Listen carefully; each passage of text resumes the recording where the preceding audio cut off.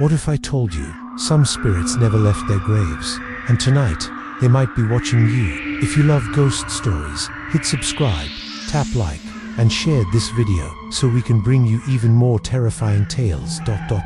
Subscribe, like, share to keep the ghosts coming. The Colonial Parkway runs like a scar between the marshes and the Chesapeake Bay, a ribbon of dark asphalt draped in fog, cutting through centuries of silence. In daylight, it looks almost tender, a historical byway where lovers parked their cars to watch the sun sink into the water. But when night falls, when the mist thickens and the hum of traffic fades into nothing, the parkway becomes something else entirely, a passageway between the living and the dead. I have drifted along this road for years, unseen, untouched, a whisper among the branches. I remember the laughter of couples, the click of cameras, the sound of car doors slamming, and then the quiet, always the quiet. It's the kind of silence that presses on your chest like a weight. That silence right before something terrible happens. It began in 1986. At least, that's what the living say. But I know it began long before that. Before asphalt, before headlights, before the first human hand carved a path through these woods. There's something ancient buried beneath the parkway. Something that remembers every drop of blood that's ever soaked into its soil. The humans call it the Colonial Parkway Killer. I call it hunger. The first time it happened, I was watching. I don't remember when I started watching, only that I had been there long before the cars came. It was a Friday night in October, the kind of evening when the wind tastes like salt and wood. Two young souls, Kathleen and David, parked their car near the overlook. They talked softly, the kind of conversation that fills the space between hearts. But underneath their words, I could feel the vibration of something else, an unease. The parkway hums with it. Always. It's like a low frequency only the dying can hear. They never saw the figure approach. He came from the tree line, slow, deliberate, a shadow that didn't belong to the world of headlights and moonlight. David looked up first, his voice breaking into confusion. "Can I help you?" But the stranger didn't answer. The air changed. I could feel it tremble through the leaves. The forest itself seemed to hold its breath. No one knows what happened after that. The next morning, their car was found with the doors open, the seats soaked, the stereo still whispering static. No sign of struggle, no footprints, just silence. The river glimmered in the dawn, pretending innocence. And then, the stories began.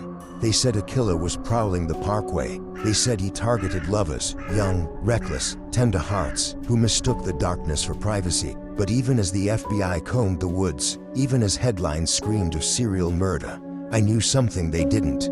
The killings weren't random, they were ritual. Each site hummed with energy, an old vibration, like the echo of prayers once spoken to something that never truly died. It was not just murder, it was offering. Some nights, when the fog crawls low over the marshes, you can hear them, the victims. Their voices thread through the wind like broken music. They don't speak words, they sigh, they call, they ask the same question over and over. Why us? I drift closer, listening, but even I cannot answer them. Because the truth is, the parkway takes what it wants. The killer, whoever he was, or whatever he became, was only a vessel. The parkway itself chooses.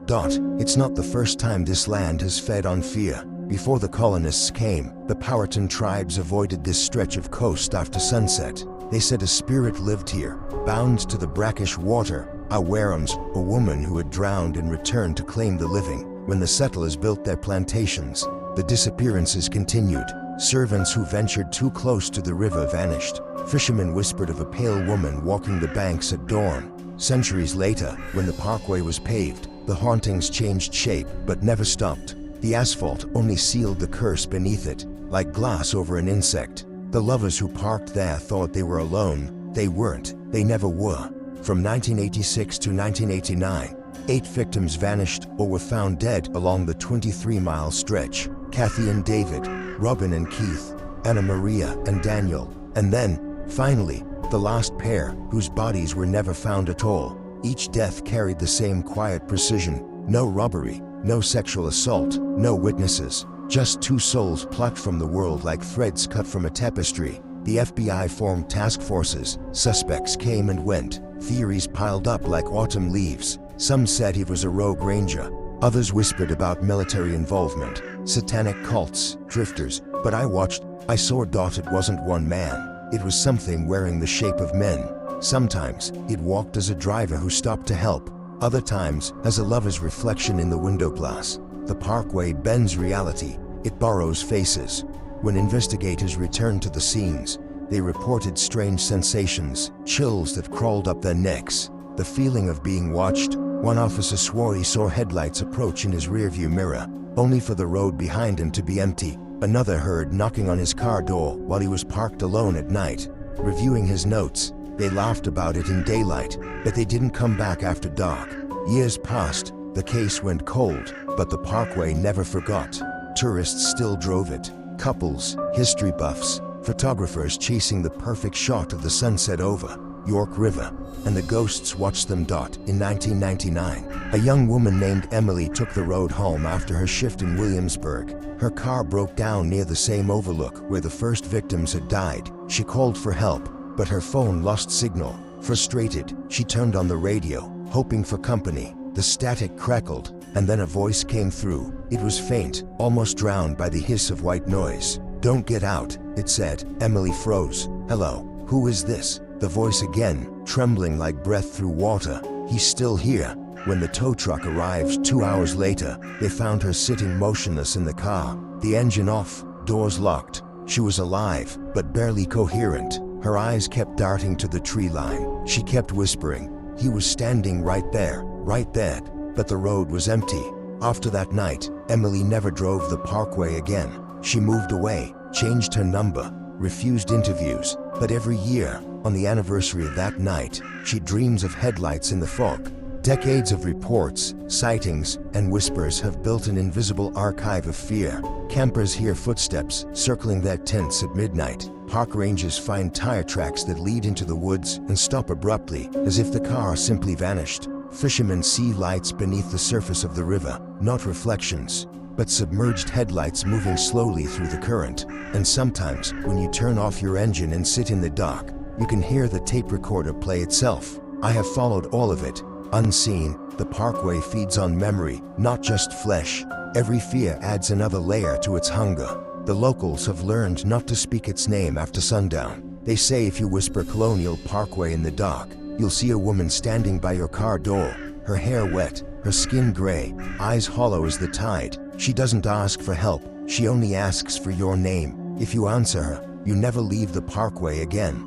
I pass them sometimes, the victims. Their souls are thin, transparent things, still clinging to the last fragments of who they were. They wander between the trees, forever replaying their final moments, unable to understand why the night never ends. I try to speak to them, but my voice is wind. I am not one of them, yet I am bound here all the same. One night, I followed the sound of crying down by the riverbank. It was a girl, her ghost so faint I could see the stars through her. She was sitting on the sand, hugging her knees, whispering. He said he'd drive me home. He said it'd be okay. She didn't remember the knife. She didn't remember the scream, only the promise. I wanted to tell her the truth, that the parkway never lets go, but I couldn't. The truth here is a curse, and besides, she wasn't crying for herself. She was crying for the next ones.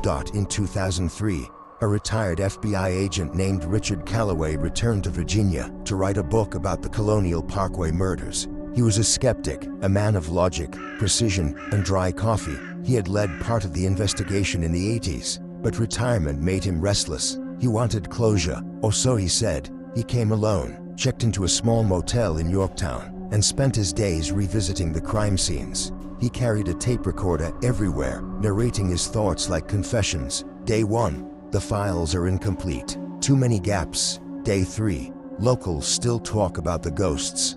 Absurd. Day 5. I thought I saw something near the overlook. A woman could have been my imagination. On day 7, his car was found parked on the shoulder, doors open, tape still recording. The last entry said, "If you're hearing this, stay off the parkway after dark." It's not a man we were chasing. It never was.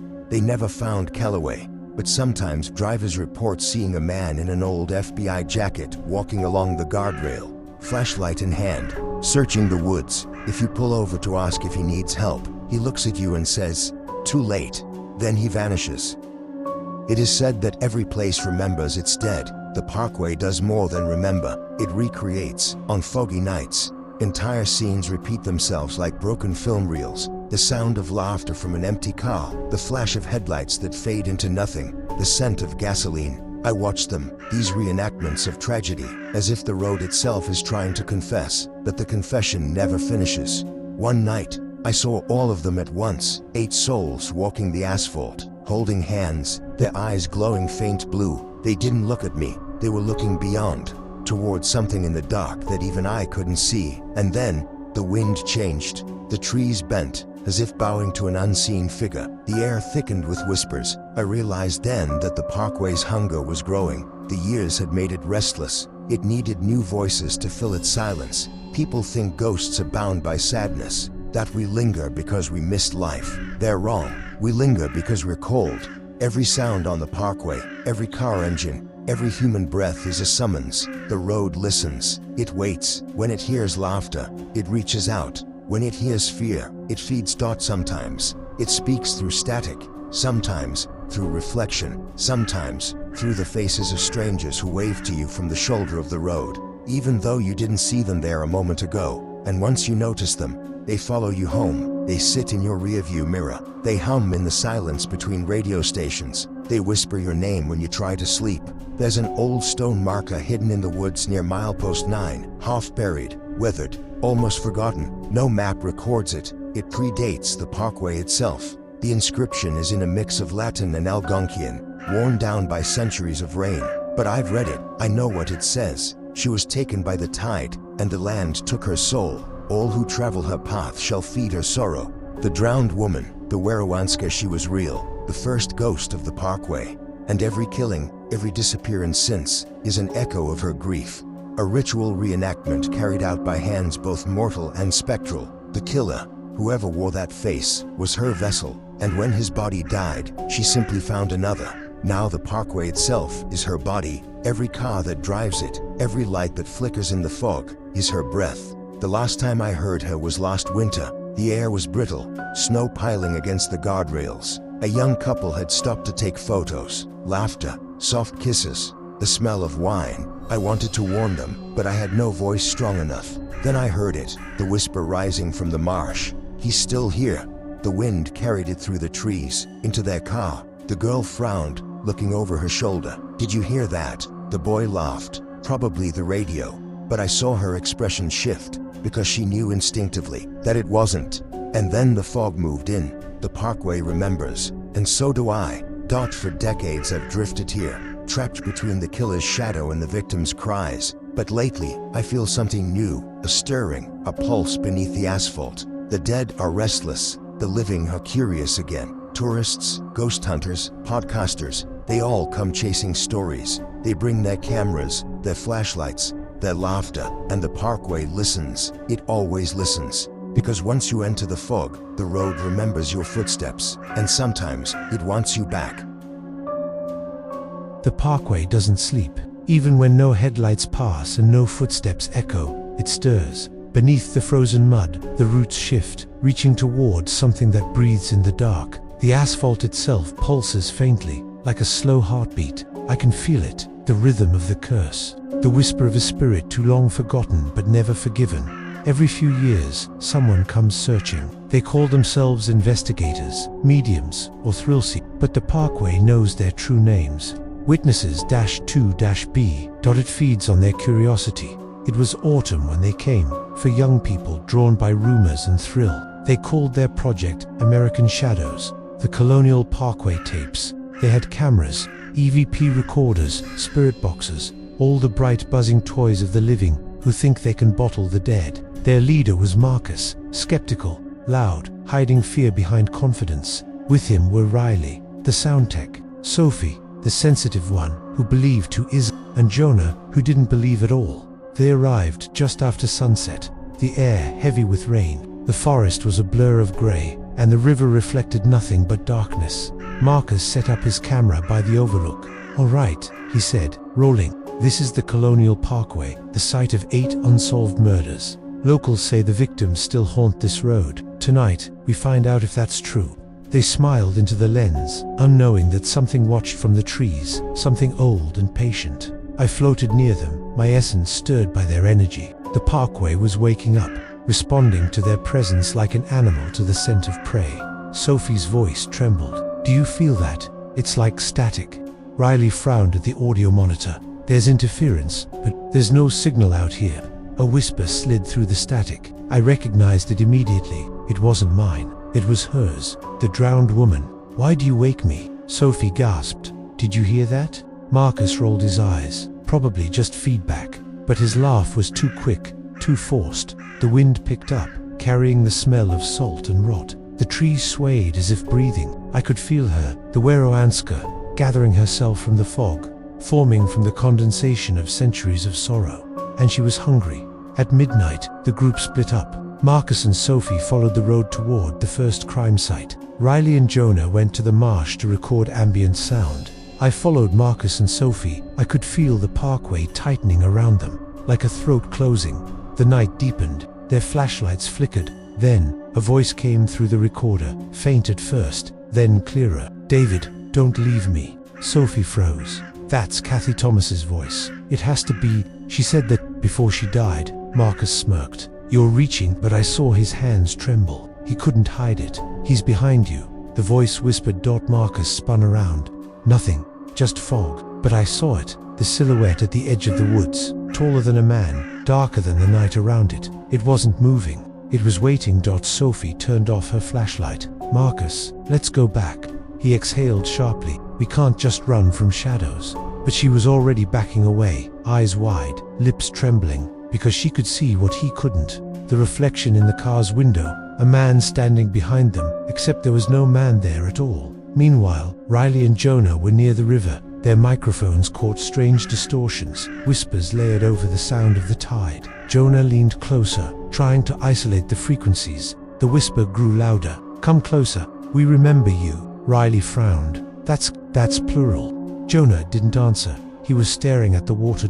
The surface rippled, though there was no wind. Beneath it, faint shapes moved, faces pressed against the underside of the water like glass. Their eyes were open, mouths wide, as if screaming silently. One of them looked exactly like Jonah. He stumbled back, tripping over the mic stand. What the hell was that? Riley turned and her recorder crackled violently, filling the air with a piercing shriek. When it stopped, another voice emerged, cold and distant. "He took my breath. Now I'll take yours." Then, silence. Back at the overlook, Marcus was reviewing footage in the car, the only light coming from his laptop screen. Sophie sat quietly, shivering.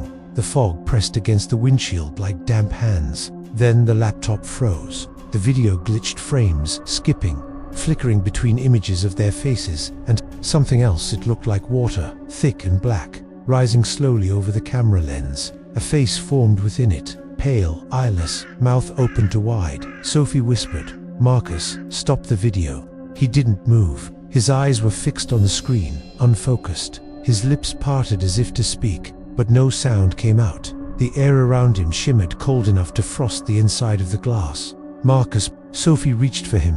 He turned his head slowly. His eyes were no longer his own. They were bottomless, filled with the reflection of the river. "She's still waiting," he said, but the voice wasn't his. It was hers. The car doors locked by themselves. The radio turned on, cycling through dead stations before settling on static. From it came a distorted chorus, the voices of the victims, overlapping in anguish. "Help us. He's still here. Run." The headlights flashed once, twice, then went dark. I could feel it then, the parkway vibrating beneath me, every molecule trembling with energy. For centuries, it had consumed souls quietly. Now it wanted witnesses. The fog thickened into shapes, figures of the lost. They emerged from the woods, translucent and trembling, their faces warped by memory. I saw Kathy, David, Robin, Keith, all the lovers. Their spectral forms locked hand in hand, eyes glazed in eternal twilight. They surrounded the car. Sophie screamed. Marcus just sat there, unmoving, whispering words in a language that hadn't been spoken for hundreds of years. "The tide will take you home," he murmured. The spirits echoed it. "The tide will take you home." And then, the car engine roared to life. It lurched forward, accelerating toward the guardrail. Sophie clawed at the door, shouting Marcus's name, but he didn't respond. His face was calm, peaceful, as if he had finally understood something the living never could. the car broke through the barrier and plunged into the river below. Riley and Jonah heard the crash. They ran toward the sound, their flashlights cutting through the fog. They found the twisted rail, the marks in the soil, but the car was gone. Only ripples remained. They called the police, their voices shaking. But by the time the divers arrived, there was nothing to find. No car, no bodies, no sign anyone had ever been there. 4 days afterward, the investigation combed the river. Nothing. Then, on the 7th night, the laptop washed ashore, dry, intact, its screen still glowing faintly. The video had one file, tide_will_take_u_home.mp4. The footage was corrupted, but fragments could still be seen. Marcus's face in the dark, Sophie whispering a prayer, and behind them, in the reflection of the windshield, dozens of pale figures watching. When the screen flickered one last time, words appeared, burned into the frame like an afterimage. He never left. I thought I'd never see another investigator again, but I was wrong. Years later, in 2012, a man appeared walking the parkway at night, the same one who had vanished a decade earlier. Agent Richard Calloway. His hair was grey, his body thin, but his eyes, they glowed faintly with the same blue light I'd seen in the ghosts. He wasn't alive. Not exactly. He carried his old tape recorder. It still worked, somehow, though no batteries could have lasted that long. He spoke into it softly, as if dictating to himself. The parkway is a mouth. It devours time. It doesn't kill, it converts. He stopped at the overlook, placing his hand on the broken guardrail. The wind hissed through the gap. They keep driving into the fog, he said, and the fog keeps them. Then he looked directly at me, the first living or half-living soul to ever see me in all these years. You're part of it too, he said. And before I could respond, he stepped backward into the fog and vanished. The recorder fell to the ground, still running. The tape played for hours, all wind and static, until, faintly, it caught one last voice. The parkway is awake. By 2015, stories spread online, ghost forums, podcasts, YouTube channels. People came by the dozens, hunting for the Colonial Parkway Killer's ghost. They didn't realize that by speaking his name, they were feeding him. The parkway had evolved. It didn't need one body anymore. It used their fear, their fascination, their constant retelling, every video, every whispered legend as fuel. And through that, it reached further. People began hearing the whispers, not just on the parkway, but in their own homes after visiting. Strange reflections in mirrors, distorted faces in video playback, voices saying their names in the middle of the night. They called it the Parkway Effect. A production company from Los Angeles tried to make a full-length documentary in 2019. They shot interviews, reenactments, drone footage, everything. But on the final day of filming, while capturing B-roll of the fog rolling over the York River, their drone feed glitched. The live monitor showed a figure standing in the water, looking up. When the operator zoomed in, the figure's face filled the frame, pale, hair floating like seaweed, eyes hollow. The drone crashed seconds later. The footage survived though, and when the editor reviewed it back in California, he noticed something else. The figure's lips were moving. When enhanced, the audio revealed faint words, "Bring them back."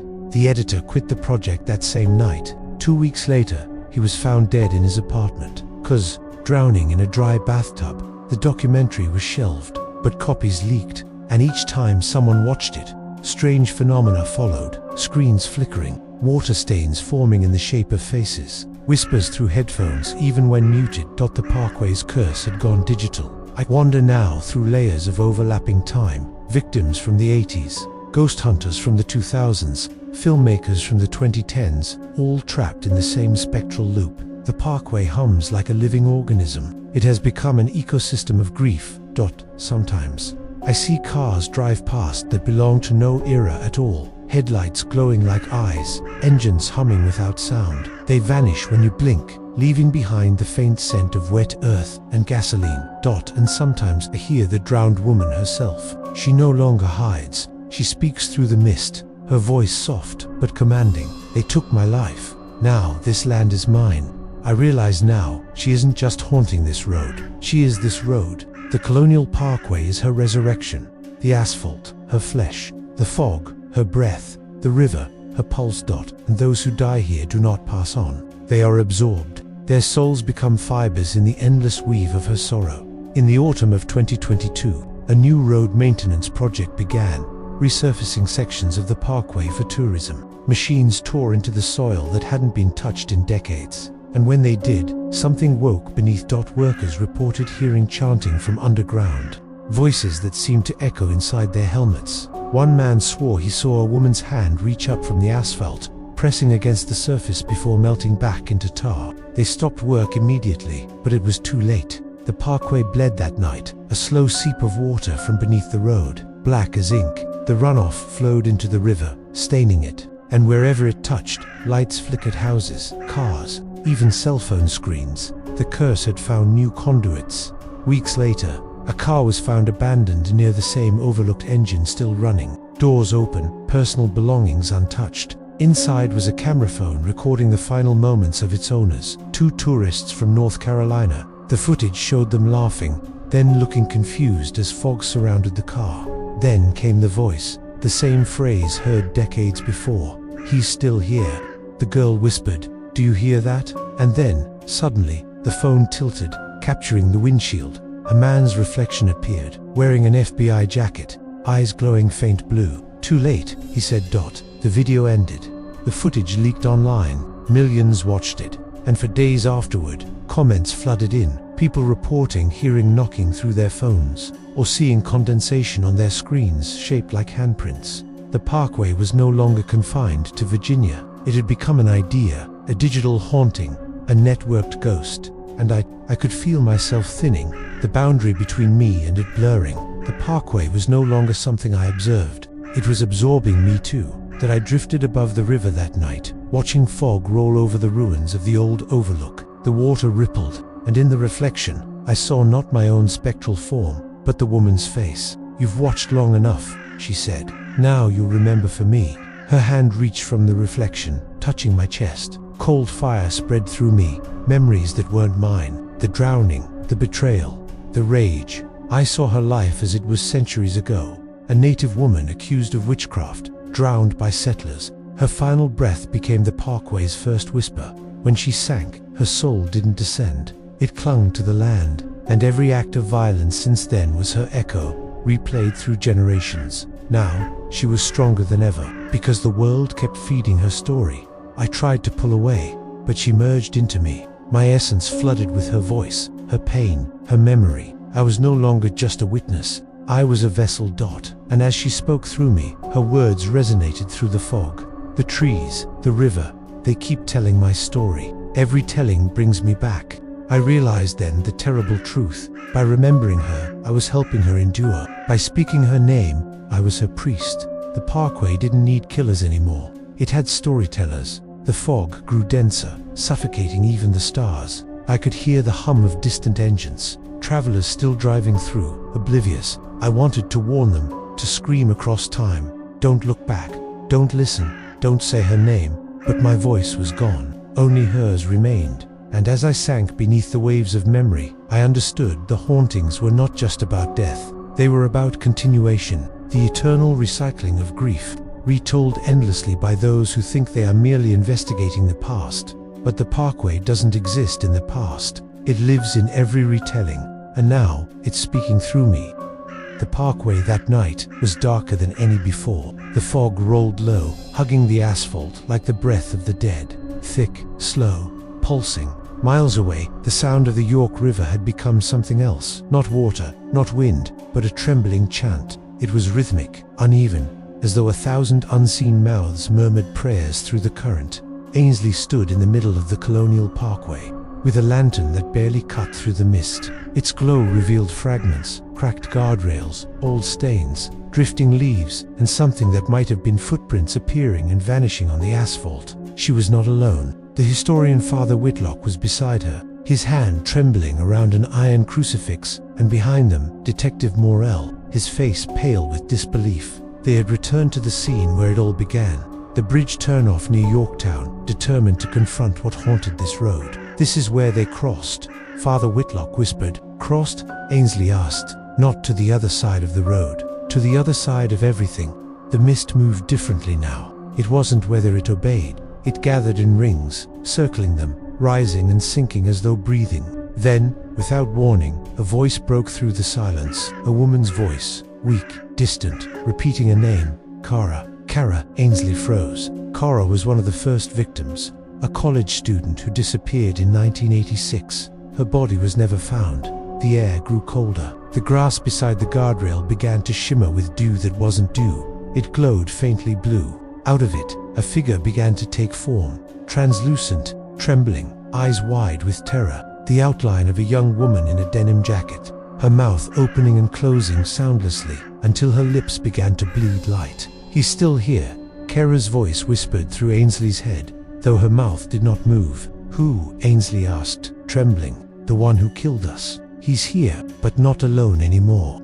Behind Cara, other figures flickered into view, couples holding hands, shadows in blood-stained clothes, pale faces with no eyes. The victims, all of them. Father Whitlock stepped forward, chanting a prayer. But the words broke apart mid-air. The sound bent, inverted, like the road itself refused sanctity. The ghosts recoiled, then surged forward in a wave of grief that nearly knocked them down. Morel shouted something, maybe a name, maybe a curse, but his voice was swallowed whole by the storm of whispering. Then, in the heart of the fog, something moved. It wasn't a ghost. It was darker, denser, like a shape burned into the mist itself. It was him, the one they called the Colonial Parkway Killer. But what stood before them was no man.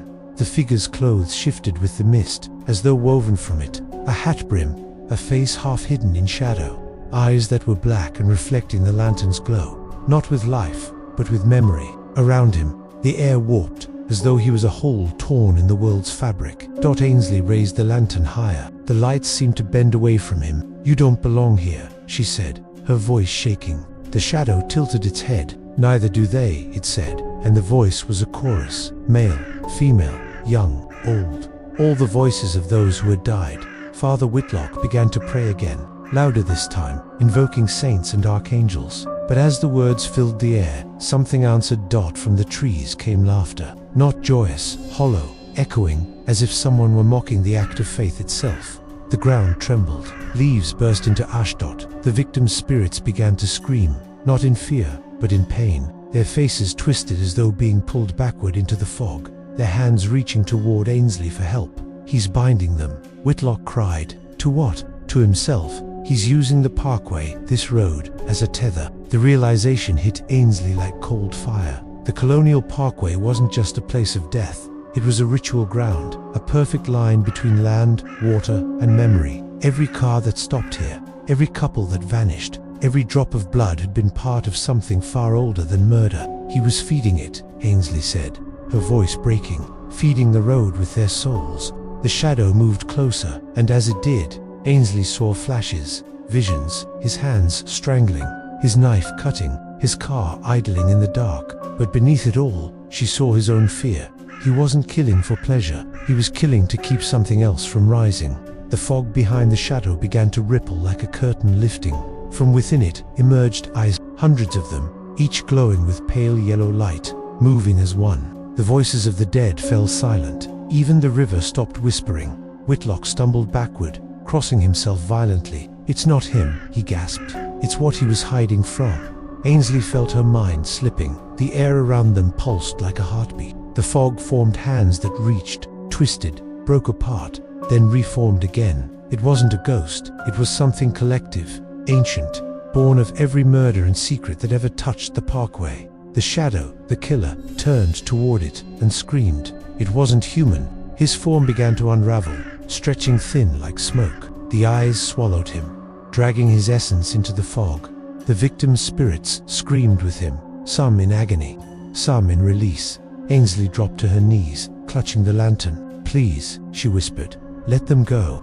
The fog shuddered once, then exploded outward. When the light returned, it came from within the lantern. Inside it, faintly glowing, was a small flame that flickered with dozens of tiny faces. The victims free or trapped, she couldn't tell. Whitlock lay unconscious beside her. Morel was gone. Only his badge remained half melted, lying in the mud.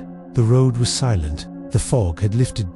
But in the stillness, Ainsley heard a new sound, a heartbeat beneath the asphalt. Slow, rhythmic, alive. She turned toward the river. Its surface was perfectly still, like glass, but reflected in it was a figure standing behind her. She turned. Nothing. The reflection smiled.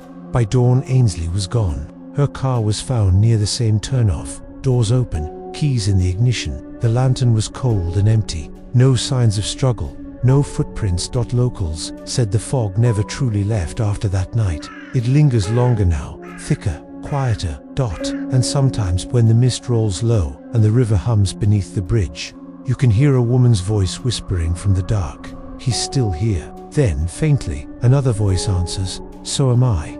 And if you listen long enough, you can hear the hum of a lantern's flame pulsing like a heartbeat, guiding the lost back into the fog. The Colonial Parkway has always been quiet at dawn. Even the birds seem reluctant to sing. The mist, thin as lace now, drifts low over the ground where the river bends near Yorktown. For most, it looks like just another forgotten stretch of American highway, moss creeping over guardrails, cracked pavement swallowed by ivy, the faint scent of salt and decay. But if you stand there long enough, you can feel it, the hum beneath your feet, the pulse that isn't earth or water, but something remembering. Detective Morell was found 2 weeks later, or what was left of him. His car had drifted off the parkway, half submerged in the York River. The engine was still idling, headlights slicing through the fog, radio hissing with static. There were no wounds, no sign of struggle, only a look of astonishment frozen on his face. Eyes wide, mouth slightly open, as though he had seen something so impossible that even death couldn't close his expression. The coroner's report listed it as cardiac arrest, but those who saw the body whispered otherwise. His hands were coated with fine silt, and under his nails river clay. He had been digging, but not in soil. In water, as if trying to pull something up from the depths. Among his possessions, police found an old cassette recorder, waterlogged but intact. When technicians dried and played it, they heard faint static, then a woman's voice. "He's still here. He's watching the road." Then a soft laugh, familiar to those who had known journalist Ainsley Kerr. But he's not the only one. The tape ended there. Years passed. The parkway closed more sections after the fog incident. Locals spoke of cursed ground, of lights appearing on moonless nights. A new generation of travelers came and went, some hearing the legends, some dismissing them, but all felt the same unease when their tires touched the old asphalt. One night, a couple tourists from Pennsylvania pulled over near the same bend. The woman wanted to take a photo of the river in the fog. The man teased her about ghost stories. She raised her phone. The screen flickered static, distortion, a faint reflection of faces behind her. "Stop moving," she whispered. "I'm not," he said. The image cleared just long enough for them both to see, not themselves, but two figures standing where they stood, a woman holding a lantern, a man with a badge on his chest. The woman's eyes were hollow, her mouth open as if screaming. The man's hand reached toward the camera. Then the phone went black. By morning, their car was found abandoned, doors open, keys in the ignition, a single footprint in the mud leading toward the river, and stopping there. Local fishermen have a saying now: the York never gives back what it takes, but sometimes it gives glimpses. In 2021, after heavy rain, part of the riverbank collapsed near the bridge. Sheriff's deputies discovered an old makeshift grave, small bones, fragments of jewelry, pieces of fabric eaten by time. But mixed with them were newer items, a press badge, a corroded police revolver, and a small metal lantern. When they lifted it, the lantern flickered once, though it was filled with mud and rust. The deputy dropped it immediately. They say for the briefest second, the light formed faces. One of them smiled. A month later, the archivist at Williamsburg Police Headquarters received a box of evidence being transferred from storage. It was unmarked, just labeled CPK, supplemental. Inside were folders, crime scene photos, and a single cassette tape. She played it, expecting an interview or field note. Static, then breathing, slow, measured, deliberate. "Do you remember me?" a man's voice asked, low, calm, familiar. "You thought you stopped me, but I never left. I only changed roads." The voice paused. "Every car that stops here, every breath that trembles in the fog, it feeds the road. The parkway remembers. It always will." A distant knock echoed in the recording 3 times, like someone tapping glass from the inside. Then a woman's voice, soft and broken, whispered through the static, "Ainsley." The sound that followed wasn't human. The archivist stopped the tape and threw it away that night. The next morning, it was back on her desk. There's a story that's spread through Virginia now, whispered in diners and gas stations by those who drive late through the Colonial Parkway. They say that sometimes, if you drive that stretch after midnight, the fog will begin to move, not with the wind, but against it. You'll see a dim light ahead, swaying, always just far enough that you can't quite reach it. If you slow down, the light stops. If you turn off your headlights, you'll see faces in your rearview mirror. And if you stop completely, if you open your window and listen, you'll hear two voices. A man's voice, low and steady, "You shouldn't have come," and a woman's voice, broken and hollow, "He's still here." Then silence. When you start your engine again, the road will feel different, narrower, endless, as though looping back into itself. And if you glance into the fog, you might see shadows walking side by side, one carrying a lantern, one clutching a badge, vanishing into the mist where the river meets the trees. No one knows how many souls the Colonial Parkway has taken. Some say 8, others whisper it was far more, that the murders were only the beginning, that what walks the road now isn't vengeance, but hunger. The old-timers say the parkway wasn't built on haunted ground. It became haunted every tire mark, every scream, every drop of blood etched into its memory, until it could no longer distinguish between the living and the dead. The killer, they say, never escaped. Neither did his victims. They merged, bound by grief, by violence, by the geography of fear. And the road, the living road, keeps them here, forever circling, forever hunting, forever remembering. In 2025, a podcast team specializing in unsolved American murders decided to record an episode at the Colonial Parkway. They wanted atmosphere, real fog, real fear. Their live stream lasted exactly 13 minutes. The footage shows the hosts laughing, setting up their equipment, joking about the world's quietest haunted highway. Then, faint lights appear behind them, soft, flickering, moving closer. At 12 minutes and 48 seconds, one host says, "Do you hear that?" A faint whisper replies, "Yes." Then the camera falls. The final frame captures the fog curling over the lens, a flicker of lantern light, and the reflection of two figures in the car window. The last audible sound is a heartbeat, steady, rhythmic, mechanical. Then static. Even now, on cold nights, the parkway hum, not with traffic, but memory. The ghosts still walk its edges, not lost, but watching. And the killer, whatever he became, drifts among them, neither man nor spirit, bound to the fog, a voice that whispers in the dark. Sometimes, if you stand by the river long enough, you'll see a faint light flicker between the trees. You'll think it's someone searching, calling out, but the locals know better. It isn't the living looking for the dead, it's the dead calling you home.